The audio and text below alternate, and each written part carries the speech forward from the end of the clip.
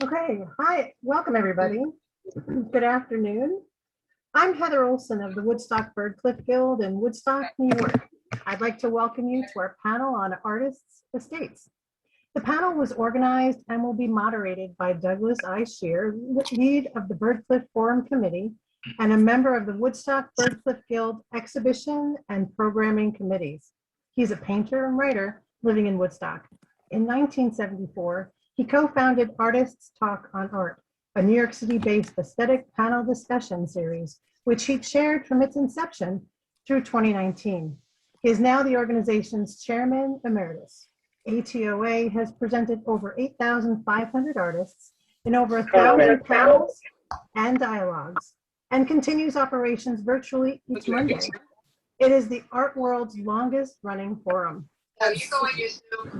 He was the archivist of its historic archive, which, along with its papers, became the largest audio-visual collection ever taken in by Archives of American Art of the Smithsonian Institution in 2016.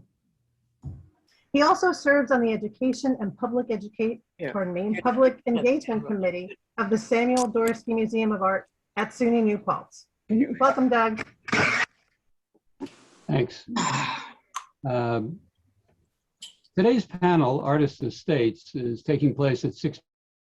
The panelists tonight include arts attorney John Koegel, author and expert on estate operations Magda Salvesen, collector and philanthropist Arthur Anderson, and fine art appraiser and consultant Sylvia Leonard Wolf.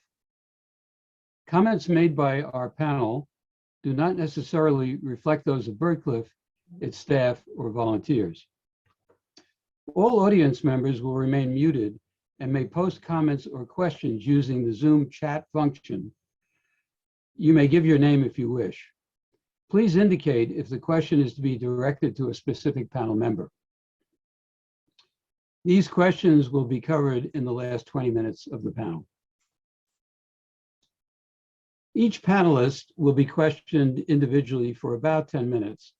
Then collectively, the whole panel will be questioned for another 15 minutes or so.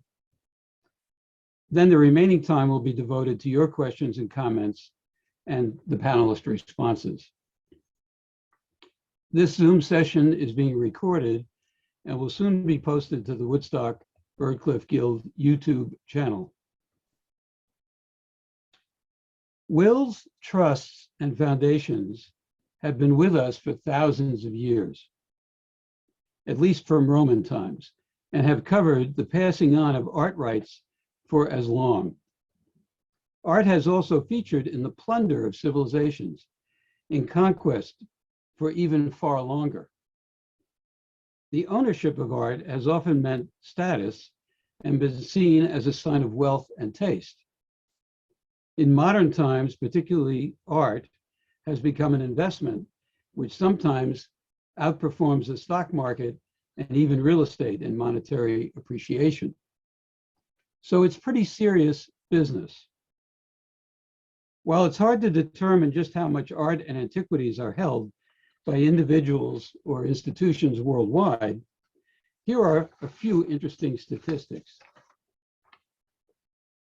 The Smithsonian collections hold more than 155 million individual objects. The Museum of Modern Art contains over 320,000 artworks. The Metropolitan Museum offers 406,000 art and artifact images in their public domain materials. There are 680 college galleries and museums in the United States alone.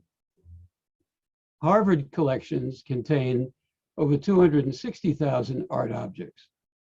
Yale outdoes Harvard with over 300,000 art objects.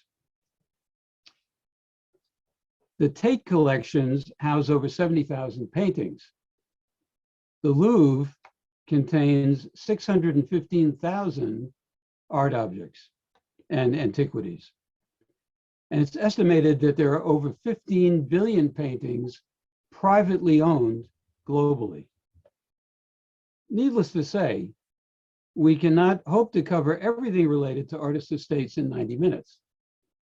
But we will attempt today to impart our collective wit and wisdom concerning many of the most important aspects of planning and legally creating operating artist estates. First of all, I'd like to offer a cautionary tale. A colleague of mine passed a few years ago. He will be unnamed here. He was in his 70s, a tenured college professor of studio art in New York, an artist of some accomplishment and a resident in a 3,000 square foot Soho loft, valued at his passing in multiple millions of dollars. But despite his savvy and his accumulation of many hundreds of personal artworks and an impressive almost half century of exhibiting, he left his loft and his art through his will to his wife, from whom he had been separated for over 20 years. Friends were invited to take whatever art they wished, and I took 11 pieces myself. But as is often the case, the largest paintings were too big to be easily trucked off, so many were left at the loft. Sitting downstairs that day was a huge dumpster, already containing his furniture and soon to be filled with all of the unadopted larger pieces. His ex, incidentally, wasn't naive about art at all. She had spent over 4 decades employed by one of the art world's premier dealers. So this was clearly an avoidable disaster, but alas, not an unusual one. Proper planning certainly could have prevented this outcome. Now let's talk to our experts. John Koegel is an attorney, founder, and planner of the Koegel Group, LLP, in New York. Since 1982, he has specialized strictly in the legal representation of visual artists, artist estates, galleries, private dealers, art advisors, collectors, nonprofit organizations, and businesses directed at visual art. Prior to establishing his law practice, he was secretary and general counsel at the Museum of Modern Art in New York, where he was responsible for all legal affairs of the institution, including affiliate operations. Prior to his position at the museum, he was also counsel to the National Commission for the Review of Antitrust Laws and Procedures in Washington, D.C. And prior to that, after admission to the New York Bar in 1973, he was engaged in general practice of law with a concentration in trial and appellate litigation at the venerable firm of Rogers and Wells. He serves as a board member on a considerable number of artist-endowed foundations and on several art-related nonprofits. He also serves as pro bono legal counsel to several art-related trade associations. John. Yeah, I'm on the Byrdcliffe Board too. Right. Sorry for leaving that out. Okay. So one of the first questions that I think many artists and their heirs or their potential heirs are most focused on from a legal perspective is which structure would generally make more sense for the majority of them. A simple will, if there is such a thing, a trust, either a living trust or an irrevocable trust, or a foundation. And what would lead you to make that decision with a client? Well, first of all, a will is simple if your desires or your instructions are simple. So, and that's of course the easiest situation. But it's also something that you can do repeatedly. So your example or your sad tale is instructive on the point that you should take a look at this when your situations change. So when he got separated from the wife, and he was apparently for quite a while, he should have realized that that was time to find someone else who might take care of his work in a better way than it got taken care of. So, it's not something that has to be done, it's not cast in stone. And I think some people kind of approach it that way because they, to make it into a big deal. I mean, it is something you want to do carefully, and it is something that you want it to last if it has to last. But again, it's something you can redo as situations change. Now, among the vehicles for allocating your property, a will or a revocable trust or a non-revocable trust, of those three, the will is the simplest, the easiest, the most common. I do far more wills than I do revocable trusts, and I do far more revocable trusts than non-revocable trusts. The revocable trust is coming on as a little bit more frequent because it has this advantage, and in some case desire, to not require probate. But you still have to have a will, even if you have a revocable trust. So you're going to have a will no matter what. But you can have a will and a revocable trust if you wish to try to place assets in a vehicle that does not require being filed with a probate court and therefore public notice of your assets. But also frequently people don't fund those trusts correctly. So you end up, back in public notice. So anyway, sorry, the will is the simplest and most frequent. When an artist does a will, and of course there are cases of artists that have never done a will, Picasso being a good illustration. When they do a will, should the will have a sort of separate codicil or a separate display where the works that are being passed down are annotated, or can it merely, no? No, definitely. It can just be part and parcel of the will itself. I mean, when we talk about artists, it usually has a separate provision regarding art. And you even want to have one where you are telling the executor that the executor has to take his time and is not going to be responsible for disposing of the works in any precipitous way. But I always have, for an artist, always have a separate provision regarding art, but just saying all of the works of art created by me and owned by me at the time of my death, but not a list. I mean, list making is very important for an artist to do related to an estate, but that's a separate point. Okay. So I think one sort of appealing aspect of the irrevocable trust as a structure is the ability to pass through from generation to generation. Yes. Could that be seen as an alternative where there's a lot less in the way of assets, structurally an alternative to a foundation? No, well, alternative to foundation. Let's just talk about a non-revocable trust. You call irrevocable, but I like to say non-revocable trust. There are 4 perceived advantages of it, and maybe 5 if you talk about the fact that it can be multi-generational. You avoid probate. You can also use it because you're afraid of creditors.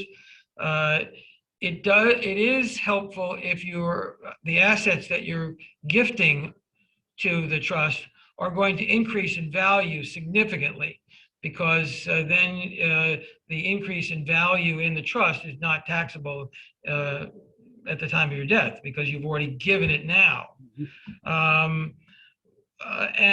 One last one happens to be the case right now, which is that right now you have the possibility, especially if you're married, of giving $23.4 million worth of property federally tax-free.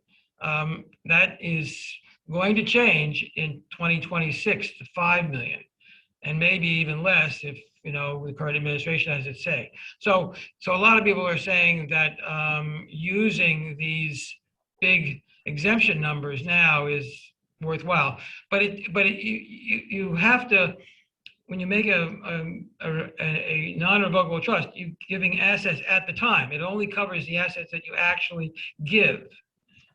So it's not one of these things like a revocable trust where you can say all of my property now and hereinafter created. That doesn't work with a non-revocable trust. So I think the worst thing about a non-revocable trust is that you're parting with ownership. You don't own the property anymore. And that's a big, big detriment.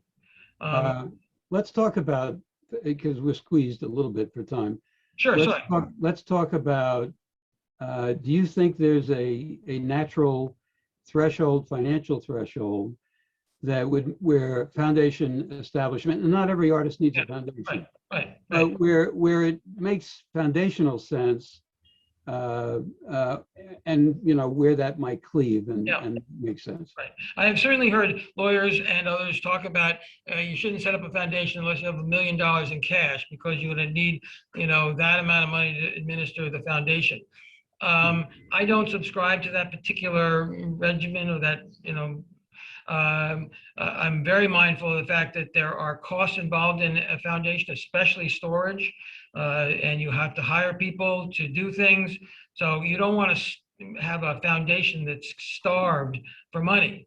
But I don't believe that it has to be $1 million. And you can set one up relatively easily. Setting up a foundation is not hard. And there are advantages. And I think if there's any reasonable possibility that the work will be marketable with a good group of trustees, there's a good shot at it. So I don't think you have to have $1 million. All right, so now you're touching on my last direct question to you, and until we get to the panel segment. Pitfalls regarding selection of trustees or executors. This is now, understandably, we could spend the entire night talking about the Rothko situation, or any number of, the Warhol, estate. That's not the purpose of my question. It's simply, in general terms, what would you recommend to the average artist to, as the most sensible type of, what would the characteristics be of a trustworthy and savvy executor or trustee? Well, I mean, those positions are really different, and so I approach them differently. And an executor is frequently a spouse or a major beneficiary, just for there's a number of good reasons. So that's almost dictated by that. I think the more difficult question comes up when we're talking about trustees of either a foundation, or it could be the trustees of a private trust.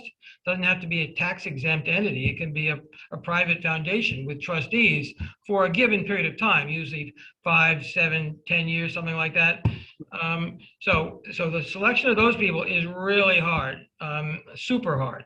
And to me, think about mistakes that are made, that not giving enough attention to picking the right people that can get along, because I've sadly seen too many dysfunctional boards. So we're talking about size, like you say, it's a big topic, size of the board, type of mix. You certainly want people who, in the case of trustees, who understand the art market. This is where it's less important that they be close to the beneficiaries, unlike the executor, where you want the executors to be close to the beneficiaries. Here you want people who can manage the artwork efficiently and effectively. So, and you can get a mix, a curator and a et cetera, a scholar. Okay. Maybe even another artist. Thank you, John. Okay. We're now going to move on to, but don't go away. We're going to move on to Magda. So I think, Magda, before I start asking some questions, I know that you prepared and that Judy has poised to play a slide set, and I think it has many interesting aspects to it. Why don't we take a look at that slide set and have you make a few comments about it, and then I'll have a few more questions for you. Fine. Well, thank you, Douglas, and greetings to Arthur and John and Sylvia. The first part of my little space is without Douglas, and just a few slides. So I've been looking after the Johnschuler Estate since 1992. So that's a long time. And to begin with, I focused on the paintings themselves, the work, the oils and the watercolors. And so that was doing the inventory, the usual things, doing the having all the works photographed, every single one of them. Having a FileMaker Pro file with all the images and the information. Stripping on all the paintings, little, the wooden bit that goes around the frame that you can see there. And then also, of course, putting the numbers on the frames themselves, or the stripping, so that they can be easily usually found. However, during COVID, I narrowed my focus considerably, and there was nothing happening in the outside world. And so finally, I could actually get on with what I just called the archiving. Next, please. Next. Judy. Thank you. So one of the jobs was dealing with tapes. Audio tapes, which were scattered around the place. I brought them all together. I had kept the ancient machines that ran them, but I got the whole lot digitized because, of course, nobody else has the ancient machines. So they are now digitized, and they live on the right-hand side in their black acid-free boxes. Then from the audios, I then transcribed the audios, which were Johnschuler speaking himself, giving other people talking on Johnschuler, radio interviews, etc., etc. And so what could be 45 minutes, 1¼ hours, or whatever, was then transcribed, typed out into into text. So it's a great deal easier to deal with something which may be an hour and a quarter, just reading it quickly and picking out the relevant information. So that was the one thing with the audio tapes. Next, please. I also attacked the photographic albums, and that again, so that what you can see is that I had these big albums which you now can't buy anymore, and these are the albums which are for the personal photographs. So I picked out the best, going from Johnschuler's childhood, his upbringing, his time in the war, when he was a navigator of B-17s, his subsequent decision to become an artist, and all the other photographs, the personal photographs that went with his life, all put in chronologically. And so they covered friends, his children, travels, and also shots of the studios, and some installation shots of the exhibitions as well. So I have albums of the prints, as you can see, the big ones, and then behind that are the negatives. So the negatives are also chronologically arranged, so that one can then, if you want any of the small ones bigger, you can get out the old-fashioned negative and get it made up to a print, or have it digitized. Next, please. Next, please. So they finally landed up looking like this. So first of all, on the left-hand side with their temporary labels, and then the triumph of having them finished on the right-hand side, if one is ever finished, because new photographs sometimes come in. So the red ones are all the prints, the personal photographs, and the black files at the bottom are the negatives. So it's the kind of thing that I purr like a cat when I look at this. I mean, I delight in it. And of course, other people feel it's quite extraordinary, think it's overdone, and wonder, why I have spent so much time, doing this kind of archival work. I feel it's worthwhile, but it's very, very time consuming. Next, please. Another thing was going through, which again was extraordinary to all my friends, was going through all the tax returns from the 1940s up to 1992, which was when Johnschuler died. So why tax returns? Most people, of course, fling them out. Well, John had kept them and I had kept them, mostly because you have to put them away for so many years anyway, whatever it is, 5 years, 6 years. And then we had never bothered to go back to all the cardboard boxes and to throw them away. I went through each one of them, and I found quite a lot of very interesting information. The plane tickets, for instance, gave me the dates that Johnschuler had flown to Scotland or flown somewhere else or come back again. I also found the check stubs, of course, had sales, records of sales, and so some of them I didn't have, and so on. There was all sorts of very interesting information, great lists of artist materials, the exact type of paints that he was buying. So again, it would only be for somebody who was doing a very, very deep exploration, of this artist's work. But there it all was. So a lot went out, but I also kept what I thought were the most interesting things, and they are in the right-hand side. They're in the acid-free grey boxes. The rest, the remnants of the tax returns. Next, please.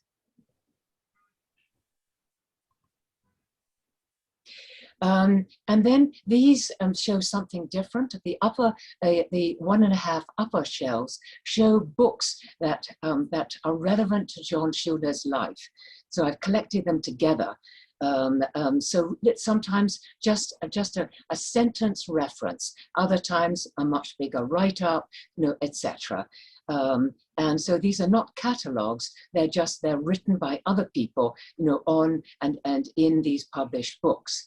The files, the big albums behind, below, which are green, we call the green files.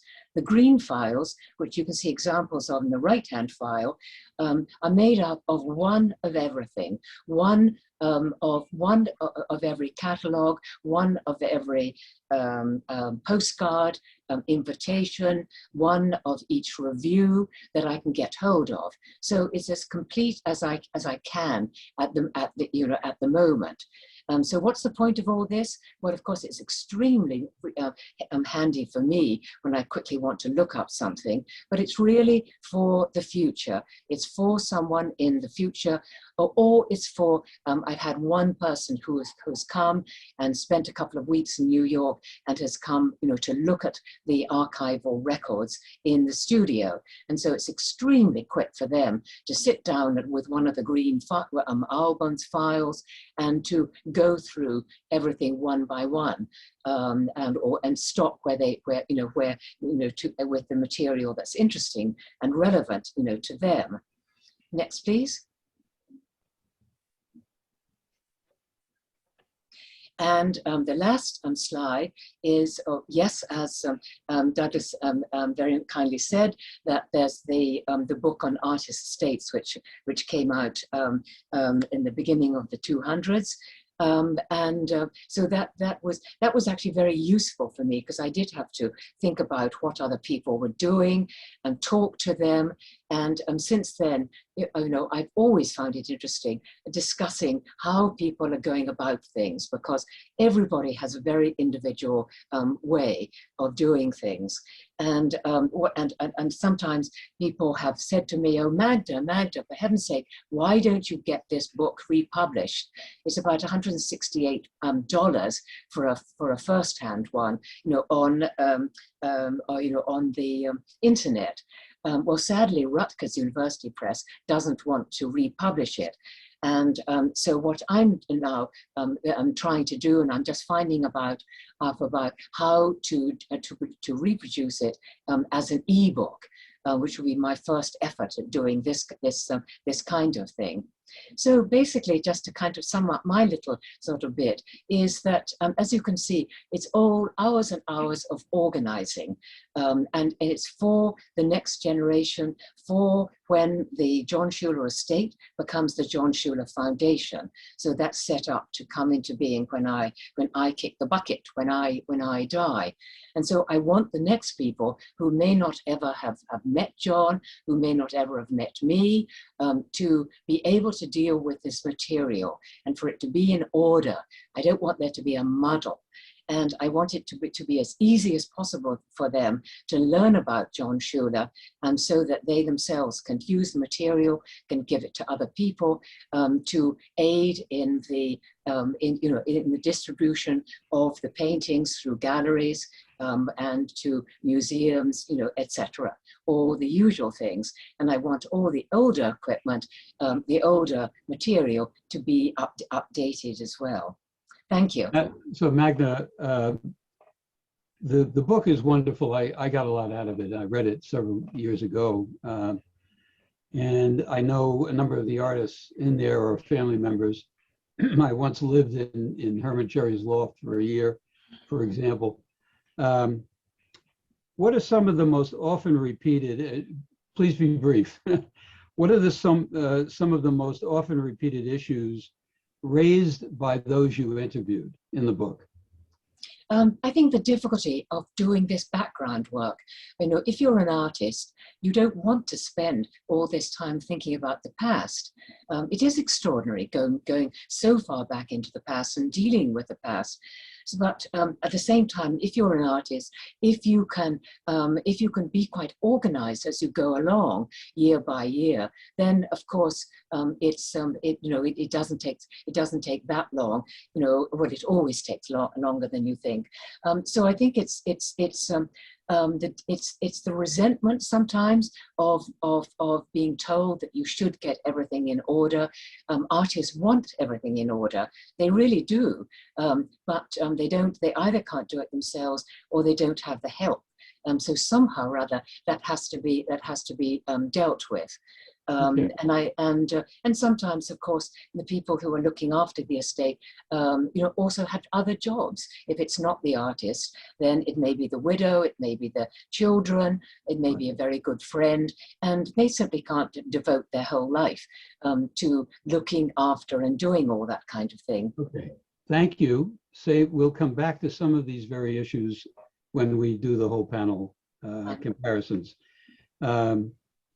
Arthur Anderson was born and raised in Western Michigan and studied chemistry and American economic history in college before going to law school. He never took an art history course. His interest in art has proven fortuitous. In 1985, he fell in love with the painting of a beautiful woman with red lips at a Saugerties gallery. He just had to have the painting, but he had to empty his bank account to acquire it. Researching his purchase after having buyer's remorse, he learned that it was an artist friend of George Bellows, Norbert Hierman. This set Arthur on a lifetime path of studying and acquiring art of the historic Woodstock art colony, with particular focus on artists of George Bellows and his Woodstock circle. The collection soon grew to over 1,500 works, and in time, he needed to determine how and where to place it as its legacy, as a legacy collection. Researching and meeting with potential museums for the collection began in 2015. In 2018, he donated the collection to the New York State Museum in Albany to establish the museum's historic Woodstock Art Colony collection. In 2019, the collection was featured in a curated exhibition at the museum. Others have since donated works of Woodstock artists to expand this collection at the Albany Museum. So I think one thing that's very germane to artists that might be watching now is not so much how a large collection gets put together or how a large collection gets donated, although I'm fascinated by it, but rather, what is the relationship? What is the, how do you court a museum for the purpose of either having them buy a work or some works, or in order to donate works to a museum? That's of great interest to the average artist. Tell us a little bit about that. What do you think? Glad to. First of all, I want to, as my first point, was actually going to be my third point, I want to build off, I think it's more important than what I was going to say. So I want to build off Magda, what she told about her descriptive and archival work that she did for her foundation for the single artist. That is what I had to do, not had to do, that is what I did in order to ultimately place my collection with the New York State Museum or one of the other museums I had discussions with, and that included the Johnson Museum at Cornell, Williams College Museum, Yale Art Gallery, Vassar, the National down in Washington, and even the Georgia Art Museum, which has a fantastic collection of artworks by Woodstock artists, which was interesting when after I did all the research to find them. It ended up not in my placing it there, although I could have, but I made very good friends with the director. And when he comes up to the Hudson Valley, I always see him. So I got a friend out of it. So the archival and descriptive work is really important because really you're going to be making a case to a curator and a director whether they should consider taking a donation of your works into their collection. And most are reluctant to do that. Storage is sometimes a problem. They may not have any interest in your subject matter. And that raises the other point, which is you need to do your research ahead of time to determine where your collection might have a good reception in terms of placing it. Now, I'm not talking about selling it. I'm talking about donating it. Because remember, what I did was create a very large study collection of the historic Woodstock art colony. There were 200 artists. Yes, there were 1,500 works. I even have some you can see on the back wall here. Retained a few for my own pleasure, but those eventually will go to a museum, perhaps the New York State Museum, perhaps to another museum, because I also had other objects that I thought would be more appropriate for, say, the Dorsky Museum, or for the WAM, or for several other museums, including the Hudson Valley Maritime Museum, not art, something else. So you really need to do your homework and figure out, one, what do you have? What is your positioning? What do you call your collection? What is it? For example, I ended up after doing a lot, I'm self-taught in the art history area, but reading a lot, which came about from my building an art history library, and finally determined what I had was a study collection. And a lot of museums don't like the use of the word study, but that's what I called it. That's what I wanted to call it, because to me, the word study meant they'll utilize it, they'll lend it, and make it available to people who come to their institution. So that was one of my goals, was to get it used. I didn't collect all this art and pull it together and do the archival work to have it sitting in a dark, deep hole someplace. And the problem I ran into with some of the museums was they really wanted to cherry pick. I had, and still have, an extraordinary collection of Bellows drawings and those of his cohorts, Charles Rosen and Spiker and many others. And they wanted to come in and enhance whatever Bellows drawings or art they had with some from my collection. Wouldn't do that. Wouldn't do it. It was either take it all or nothing. So for many of them, it was nothing. Storage was also a problem for many of them. And I was fortunate that towards the end of my search, that I learned about the new curator at the New York State Museum. She'd come, Karen Quinn is her name. She'd come from the MFA Boston. And her forte at the MFA Boston was artist colonies. They even had some Byrdcliffe pieces in their collection, which she worked on.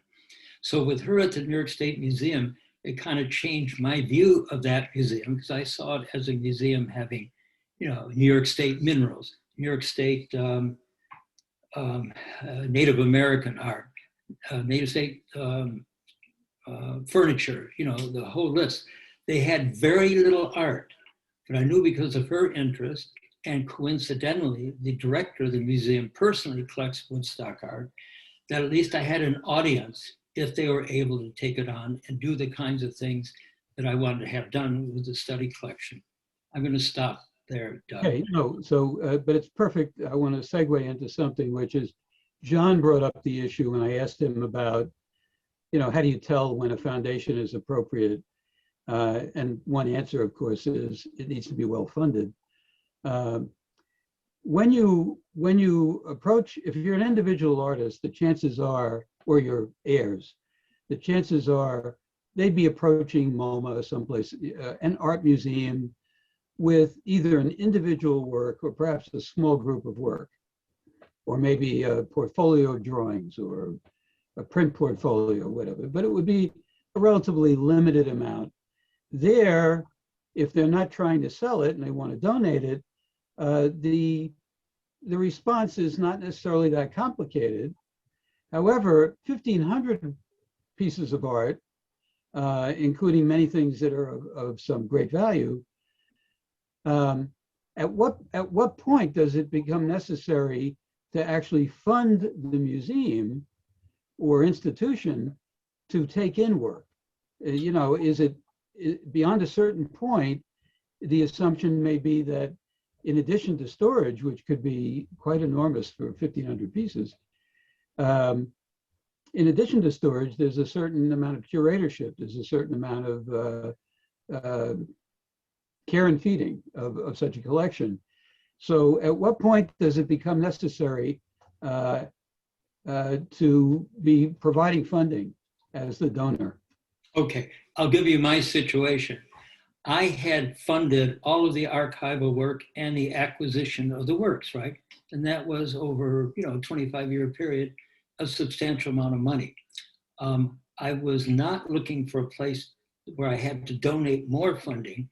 I was looking for a place that really recognized what I had, and the archival work of the type that Magda talked about was essential for my being able to interest and excite the director and the curator about what I had, provided they could use it. But fortunately, since they are the museum of the state of New York, and we're looking to build collection of art colonies, Woodstock was a great place for them to begin. And they acknowledged with me that the Woodstock, and I have to be careful of my words I use it, that the historic Woodstock art colony, remember the historic one, I was dealing with 1900 to 1950, and eventually moved the date up to 1985. What is the historic Woodstock art colony? I would go to art historian meetings and they said, what do you collect? And I tell them, they would be blank when I'd say, oh, that Bellows was part of that, Milton Avery, Philip Guston were part of that colony. They say, oh, well, that's interesting. They clearly didn't know that. Right. So my positioning of the collection was, it was the art and artists and relationships between artists and culture of the historic Woodstock art colony, which was, this I had to check out without art historians in order to say it, America's first intentional year-round art colony. Okay, Right. I got sign off on that from others. Yeah. Right? Okay, hold that thought, because I want to move on to Sylvia. And then we will have a little bit of collective time together, the panelists, to hash out a few things. Sylvia Leonard Wolf is a fine art appraiser and consultant specializing in American and European art and decorative arts from the 18th century to the present. She is a USPAP certified member, and that stands for Uniform Standards of Professional Appraisal Practice, and past president of the Appraisers Association of America, qualified to appraise for the IRS, estate tax, and charitable contribution gifts for donors and museums worldwide, for insurance and damage and loss claims and for other legal purposes. She was recently the recipient of the Appraisers Association of America's Belmont Award for exceptional service.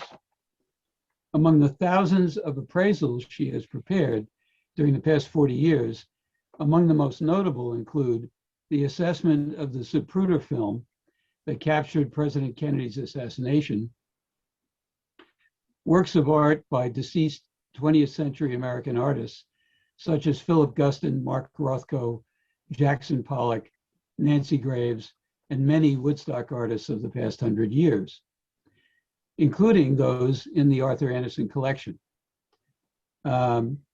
Sylvia currently serves on the board of directors of several Ulster County arts institutions, including the Woodstock Byrdcliffe Guild as a vice president and exhibition committee vice chair, and the Dorsky Museum's advisory and program committees, the Woodstock Artists Association Permanent Collection and Acquisition Committee, for whom she served for 13 years as a trustee and board member, and the Woodstock Artists Cemetery. She studied at the New York University with a BA and graduate studies, and for 14 years has taught appraising fine art in the NYU School of Arts and Humanities, and also completed a course in mediation from the New York City Bar Association. Sylvia. Hi. Glad to be here. Okay. Hi. Hi. Okay. Very happy to be here. Doug, you had some questions that you wanted me to answer, but first I wanted to commend the executors who hired Magda to do that work, because it really is essential. Most of the time when I do an appraisal, it is not organized. People say, oh, you're an appraiser. You must see such beautiful things all the time. Well, the fact is, come with me when I'm crawling around on all fours in a cold, dark, dirty warehouse, looking at thousands of things that have been thrown into cartons and boxes, not cataloged, et cetera, et cetera. It's not very glamorous, I can tell you that. In terms of value, now you were talking a lot about John and Magda and Arthur. We're talking about collections that have been already formed of substance. My understanding is that we are also going to be addressing living artists today who may or may not have achieved all the success that they wish to achieve in their lifetime, or Right. people that have inherited or are friend of. I get calls all the time. My mother died, my father died, my uncle died, my grandfather died, and he was a wonderful artist, and there's tons of art, and we want to sell it. We don't know what to do with it. We want to give it to a museum. We can't keep it all here. Grandpa's home is all cluttered up. What should we do? What I have to say is the art market is called market. It means things are bought and sold. And if an artist has not already established a market, it's almost impossible for somebody after the fact. I mean, it could happen one every couple of million that you find a large enough quantity of work for a gallerist or a dealer or somebody to take on the job of promoting that work and creating a market for it. It's highly unlikely. So I'm talking about now, we're talking about collections of people having other collections of work by other artists, but also artists having their own collection of art and what to do with it. So you may not want to go as far as Magda did, but I would say the first thing to do, the most essential thing is what is there. Not saying. So I am going to throw questions at you. I think this is going to help.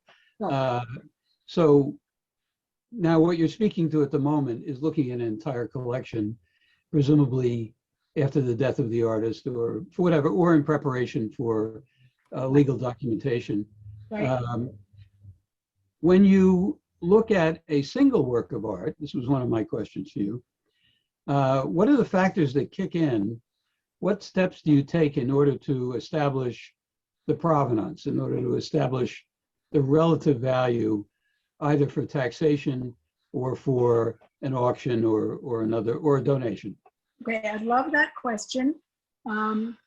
It's impossible to answer it in a few seconds. Yeah. I give like a 15 or 20-hour course in how to appraise fine art. But if we could go to the first slide, Judy, Okay. I will show you some of the considerations.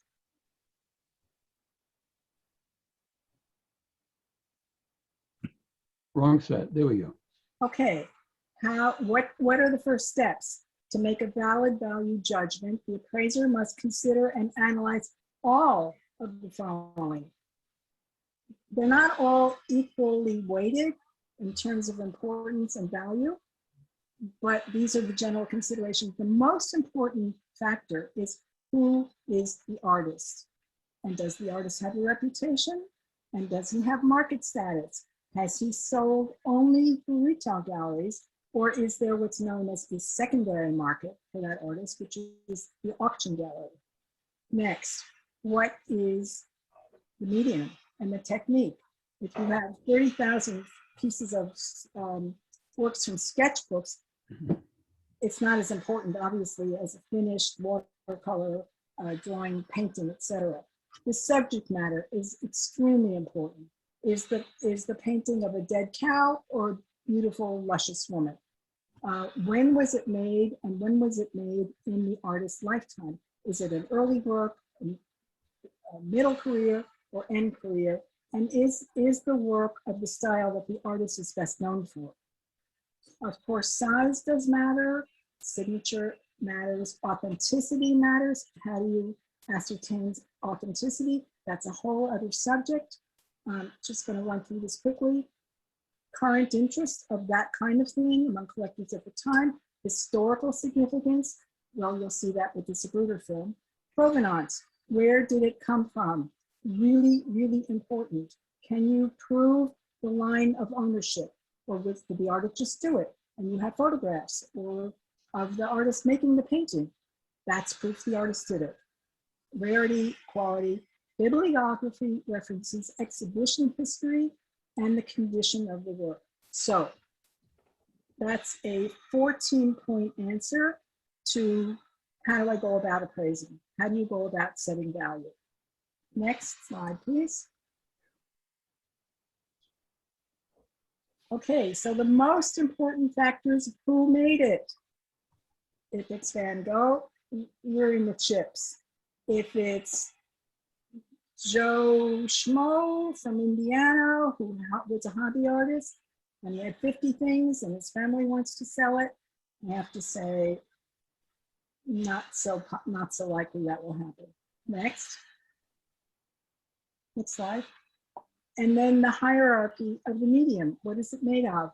These are two images, two works by Matisse.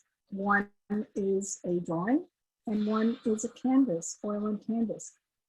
The hierarchy is go from drawing to watercolor to oil, etc. So a drawing, no matter how fabulous, will in general be less valuable than an oil painting. Next slide, please.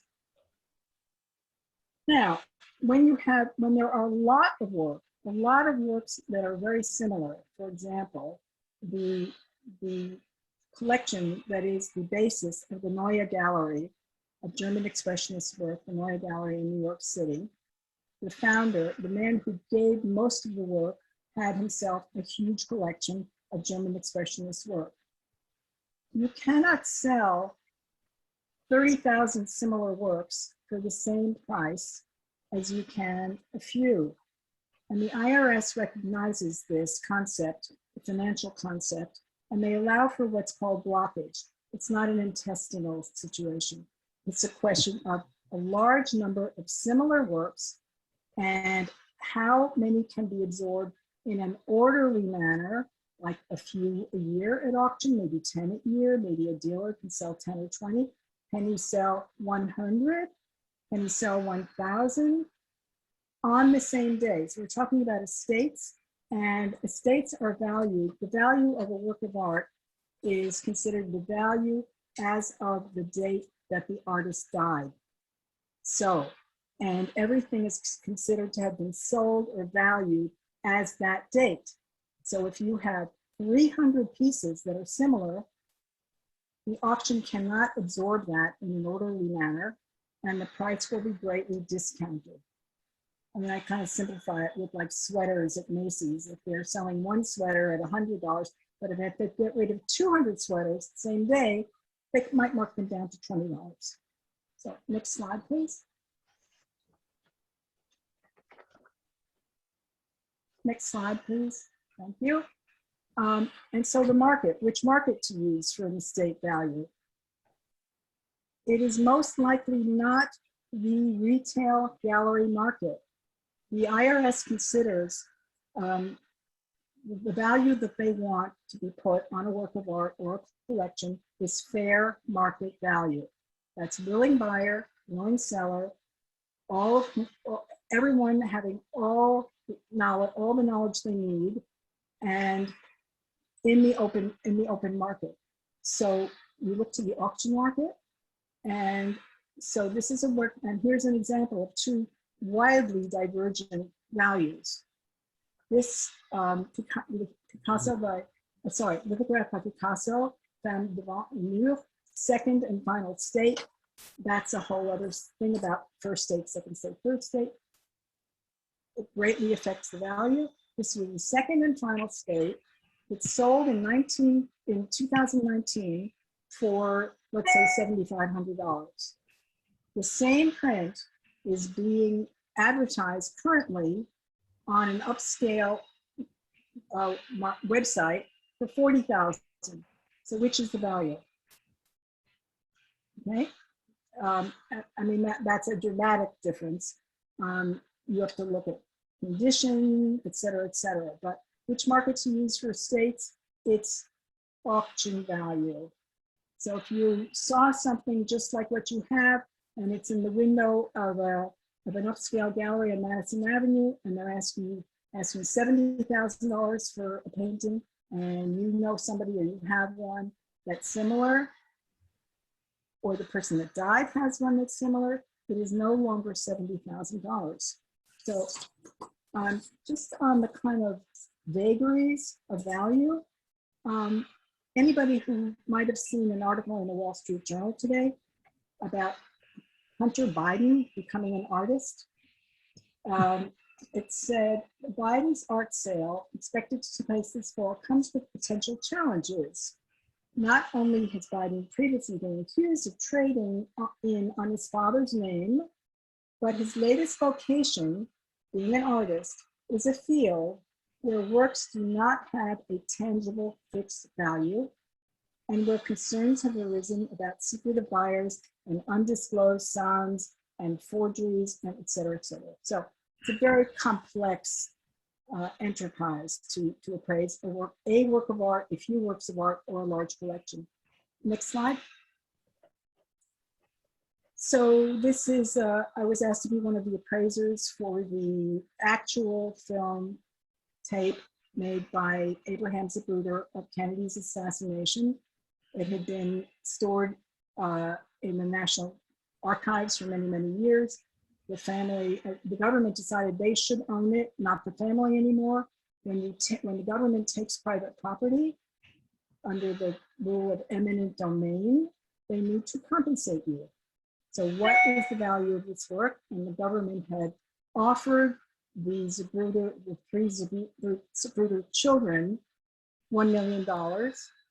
They did some research and asked around, and the eldest son is himself an attorney in Washington, so he was savvy, and started to get wildly divergent values.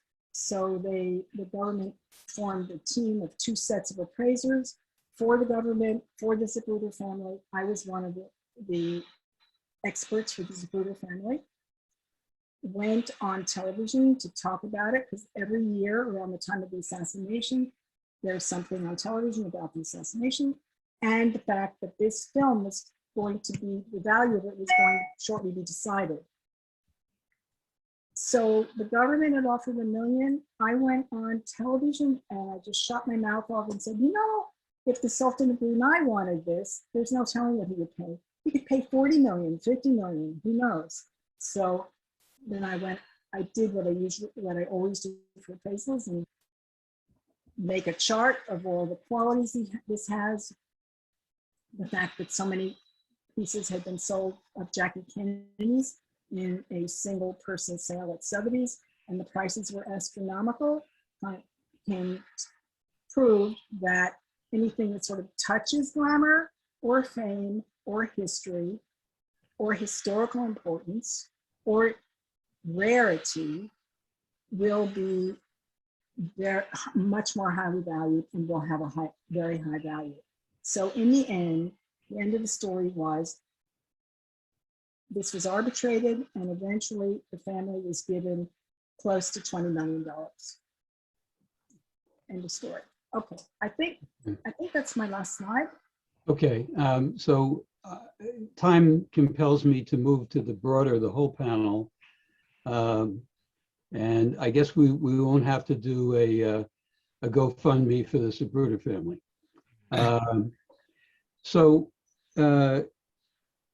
What are some alternatives, do you think, to the, for artists or their estates, their heirs, who may want to approach museums or other institutions? There are libraries that collect art, for example.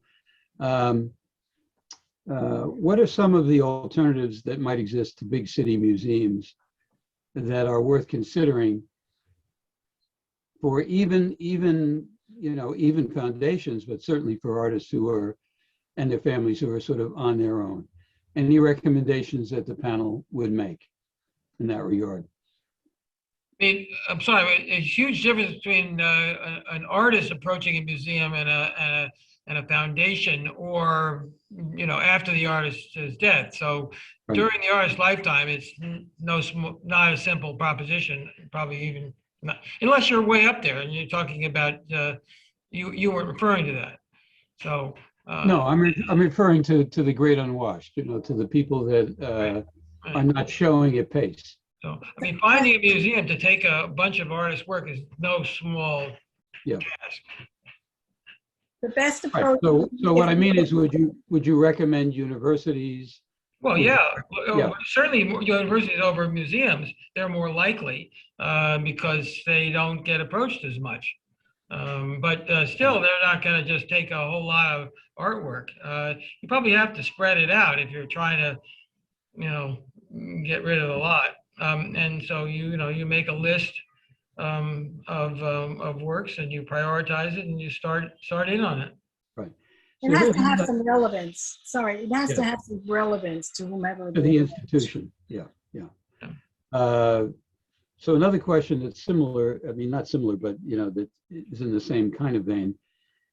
Papers versus artworks. Now, there are institutions in the country. Archives of American Art is one. There are a number of institutions, big libraries, for example, who are very interested in artists' papers, journals, publicity about artists, diaries, correspondence with other artists or critics. Do you think it's wise to consider dividing papers from the disposition of artworks, or do you tend, when we're talking about a lot of them, to one place? Or are you tending to think that it makes more sense and would be more appealing to initially, at least, try to keep the papers with the artworks? It depends. If you're talking about Marisol and the Albright Knox, then papers go with the work. But most of the time, it's not that, and we're not all Marisols. So I always separate art-related materials, including papers, from art, and I deal with them separately, especially if the art is going to a beneficiary. Try to keep the art-related materials from being appraised and taxed. So we try to give those separately. Right. Any other people have an opinion on that subject? Yes. Go ahead, Arthur. I keep them separate, but I love to have them both. For example, I own the archives of the painter Julio Di Diego, who lived in New York City, Woodstock, Mexico, various places. And he is probably the most internationally known Hispanic American artist. So he's been dead for some years. I collected his work, and then the estate came to me and said, what do we do with these archives? I said, you could certainly give them to the American Art Archives at the Smithsonian. He said, no, will they buy them? I said, you could ask them, but I don't think so. They said, who will buy them? I said, I will buy them, right? And I will commit not to reselling them, but to either giving them to the AAR or preferably using them to create a Julio Di Diego traveling retrospective exhibition. Now, those archives are invaluable for a retrospective because to get a curator interested in what I have to really tell him there's a lot for the curator to examine in situ in my basement, you know? And I have several collectors who also are contributing for a traveling show, the works of art. So I keep them separate. If you can put them together, it's invaluable. Hopefully your sump pumps are working. There's a question in the chat that's relevant Yes, to this let's discussion. do that. Let's go to the chat anyway, and Judy will read them because Okay, there are not a lot of questions.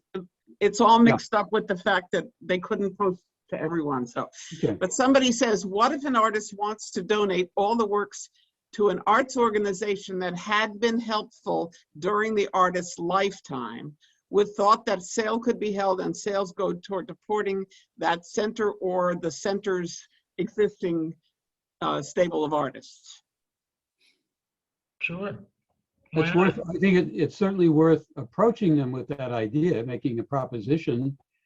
It sounds potentially a little complicated though, to me.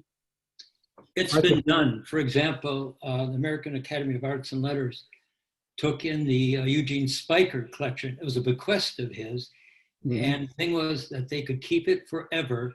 And as they sold off pieces, they would take those proceeds and donate them to another smaller, more local or regional museum to use in buying whatever art they want to do. So it can work. I have another situation where the state has the artist's body of work. They also have a foundation, and the foundation is what's going to make what you suggested work. Because there's money there that can also fund the beneficiary institution, and then they'll have to figure out how to dispose of the work. Now, Sylvia, you would have a point on this. Some of the work may be disposed of in the marketplace. Most of it will not be. And again, it's a question of storage. Yeah, yeah. I mean, I've been on the Woodstock Artists Association and Museums Permanent Collection Committee for many, many years. And we've had to become more and more selective about what's taken. There's the storage issue, the insurance issue. I mean, you have a fiduciary responsibility to take care of these things. It costs money to do that. Yep. I have found, you know, in my experience with Artist Talk on Art and placing that archive, which ultimately went to Archives of American Art, that there are, and that's of course, in our case, it was recordings and papers. When it comes to papers, there are some institutions in the country, the Ransom Center in Austin is an example of that. Archives of American Art, there are many places that are very, very specifically interested in papers, or especially if they're literary in any respect. But the average museum, in my experience, is less animated about papers, unless it's a very, very major artist. They're generally interested in the artwork. Go ahead, Sylvia. Yeah, I wanted to say that I've handled several artist estates where there was a large number of, it's called ephemera. I mean, one of them was the estate of Bob Fosse, and his wife, Gwen Verdon, wanted to give everything. the photographs, the scores, the notes of meetings, the sketches. It probably would have been 100 feet long in cartons with this paper. The Smithsonian was interested because that's what they collect, Right. but they did not have the resources to devote to a cataloger going through these boxes, box by box, to categorize them and then digitize them and put them online. So that gift had to come with the funds. Like at that point, it was like $200,000 Right. to do the proper cataloging, and then they would accept the gift. Yeah, actually, I would submit that one of the unspoken real expense items is digitization. And if you have a significant amount of papers, or in our case, well, we had 64 bankers' boxes of papers that went and stayed at archives. But in addition to that, some 900 recordings. We footed the bill for the digitization. And it took us over a decade to raise that money, even with NEA and others, chipping in. So it's no small thing to underwrite the costs of such placements. Another comment came in just thanking Magda for the book. I can't tell who is sending me messages because of the way this That's okay. platform is set up, but I wanted to share that. Somebody said, please review the difference between revocable and non-revocable trusts. I suggest that people need to Google because it really is more complicated and we don't have a lot of time. Well, I think John could do a capsule of it, though. You could, John, right? Non-revocable means you can't revoke it. It's permanent. It's done. Revocable means it's still yours and you can take it back. You can revoke it or you can't revoke it. Right. One of the frailties, though, of the revocable trusts is that they don't give you as much protection of assets. True? Oh, certainly. Oh, the asset's still yours. There's no tax advantage to it. And you don't get that creditor protection, although I don't think that's a major thing, but it's true, there's a difference. Yeah. Now, somebody is saying here, I suggest to approach museums and other institutions that already own the artist's work. I don't know that anybody needs to comment on that. It's obviously a good suggestion. Well, Somebody says, Eric Angeloff had James Cox auction off paintings by Bob Angeloff to benefit the Woodstock School of Art. So that's an example of the kind of thing we were talking about before. Right. And somebody says even minor artists' works are often held in smaller museums or university collections. Sure. And I believe that is the end of what I have in the chat at the moment. Okay. We're not compelled to go on forever, but Magda has a comment. Magda, go ahead. Yeah, I think what Arthur said was most relevant in that museums do not collect everything. They have special collections. They have special interests, and sometimes it could be surrealism. It could be it could be Russian just at the beginning of the 20th century or whatever. So I think that just as he said, you have to do your homework. Why would that particular museum, be interested in your artist?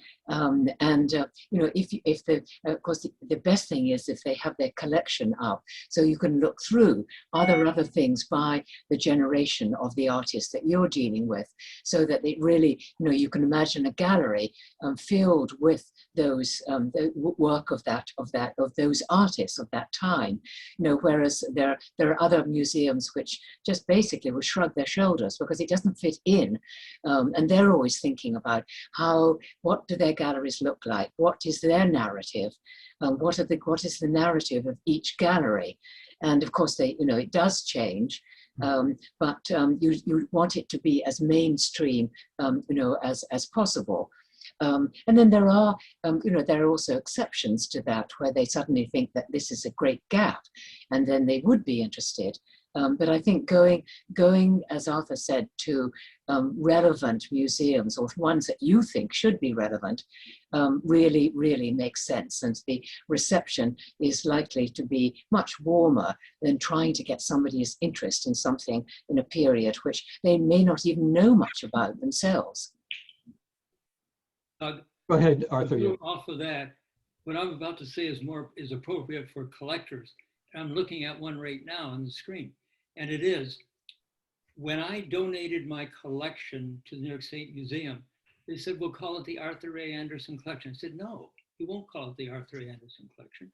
You call it the Historic Woodstock Art Colony Collection. Right. Because there will be others who will want to contribute to this body of work. And indeed, they have taken in donations of, let's say, 4 to 5 works from a particular estate as a representative body of work of that artist. And it's not an art, it's an artist I would know and Sylvia would know, but most people would not know that artist, but they were a member of and they were an important contributor to the Historic Woodstock Art Colony. I'm doing one now, contributing a body of work, it's 6 pieces, to the Dorsky Museum, and they're by Mary Frank. And I want them to be the Mary Frank collection. We haven't kind of negotiated that aspect yet, and I don't think I'll have any problem. But if I did, I don't just want it to be my name, because it's a legacy. It's part of art history. So that's for collectors to think about. Question just came in. Okay. Would any of the speakers address the issue of multiples? Are there specific concerns to be aware of when an estate involves prints or sculptures made as additions? And Well, artist books is another one of those. Right. I mean, the two things come up from an estate point of view is whether or not you're talking about making posthumous prints or posthumous sculptures. That's can be done. It's not wonderful, but it can be done. Or another issue that's estate related is whether or not you encourage an artist to sign or authenticate their multiples during their lifetime. Some artists sign prints as a way of inventory control. And they only sign as they send them out, which is not a bad idea. But if you don't do that and you die, then you have all these unsigned prints. So kind of a good idea, if you're thinking about maximizing your estate, part of the organizational process would be to sign those prints, if that's, I'm a big advocate of signing artwork. And one thing that has recently started to upset me in the art market is the trend toward only signing on the back, or some people don't sign it at all, they put a thumbprint. I mean, there's crazy stuff that's being recommended, biometric things. They're all probably relevant, but I'm an old-fashioned person in the sense that I like to see a signature on an artwork, especially and a numbering if it's a print. If you're an artist, go ahead, Arthur. I was going to say sign and date. Yes. Yes. Right. And if you're identifying something in a database, or you're identifying something on your website, certainly tell people what the medium is. Give as much information as possible. I think what I would like to do is take a minute for a very brief summary of what we went through today, and then to thank everybody. So from a legal point of view, I would say if you walk away with anything from this conversation today, it's if you're an artist and you don't have a will, shame on you. Make a will. Yes. By some means, make sure you get a will done. If to the degree that your situation is more complicated, if there's a large family, whatever, is many works, then certainly you definitely want an attorney who has art experience, as opposed to your real estate attorney or the person that did your last divorce, etc. So I recommend, expertise is there for a reason. The other thing I would say is, as you've heard from a number of the presenters, organizing the work, databasing the work. There are many software packages that have emerged over the last decade or more. Find out about them, do the research, find one that feels comfortable to you. Some are a little more appropriate for Mac than for PC and so forth, but that can be helpful. There are volunteers, there are interns, there are college students who are art majors, art history majors. There are people that you can get to help you, and don't be afraid to consider doing that. Doug? But beyond that, I would say that, I would think, well, yes, sir. I would say also think about imparting your knowledge. Magda may have said something to this effect. You know, a lot of artists are not prone to do that, but if they can be encouraged to make tapes like Johnschuler or you know, the more the record they create that people can use in the future, especially if they're going to, if the foundation's involved, but if they're going to try to promote the legacy of the artist, the more that artist sets that down, the better. Right. I love on YouTube, I'll come to you in a second. I love on YouTube the name the artist, any artist, you know, in his or her studio. Yeah. And just watching somebody create the work, the thinking process, mixing the colors, making a mess, whatever it is delightful, and I can't get enough of them. Right. So There are two additional questions, and Sylvia also has her hand up. I just well, wanted to let's say about records. A lot of artists are kind of technophobes and don't want to get involved with computers and digitized and art systems and all that kind of stuff. Write it down.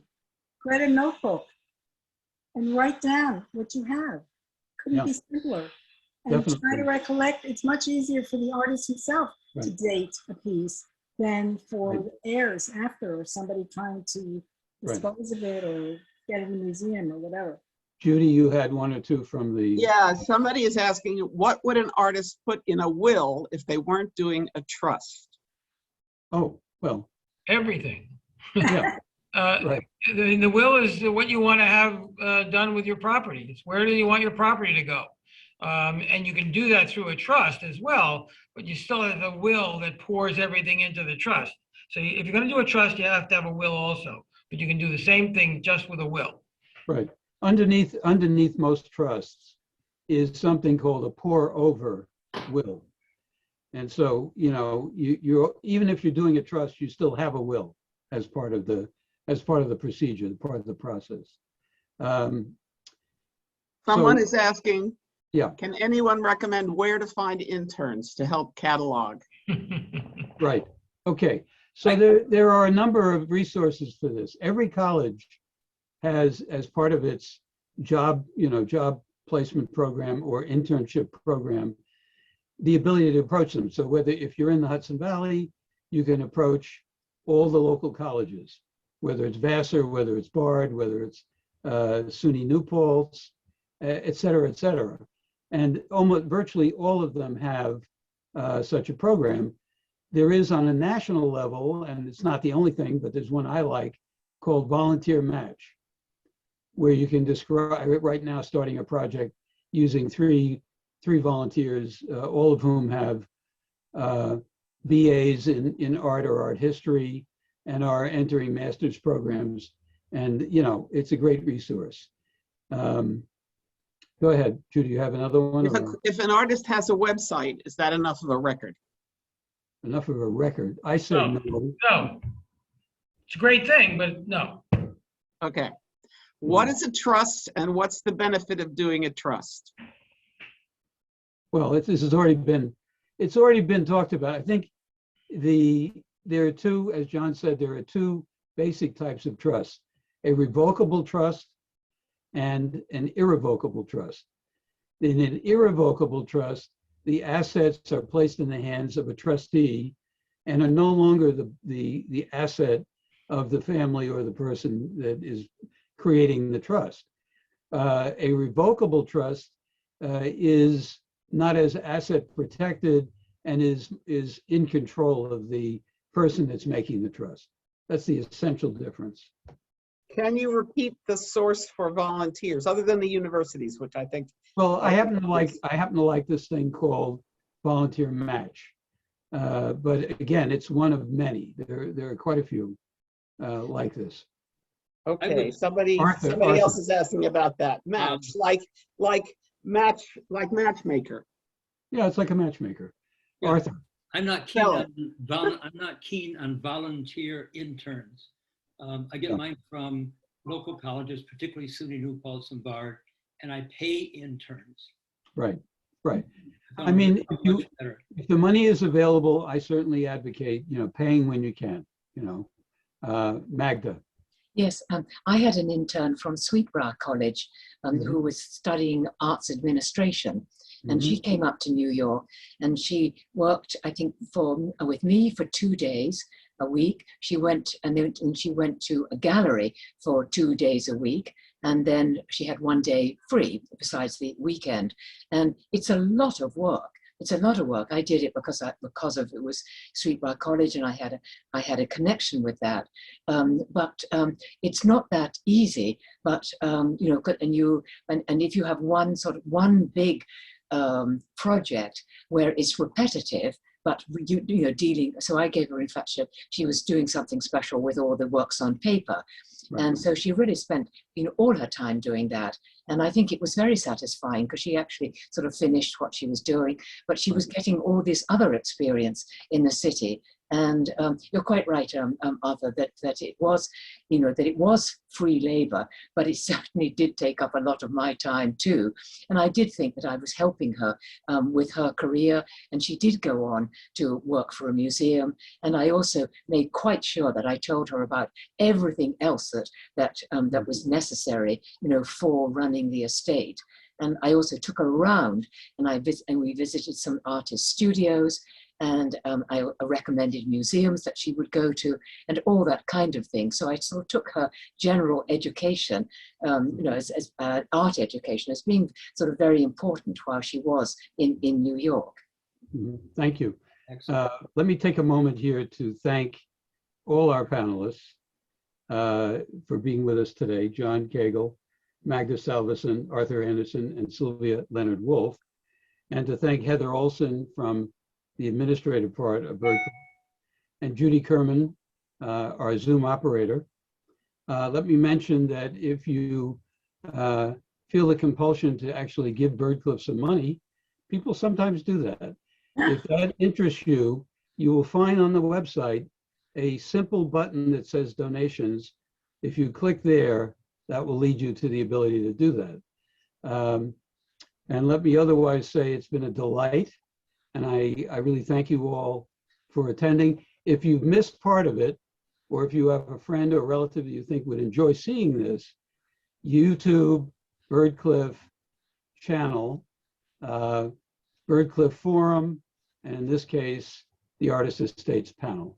And thank you all for being with us today. Thank you, Doug. Thank you. Yes, thank you. Great presentation. Thank you. Bye.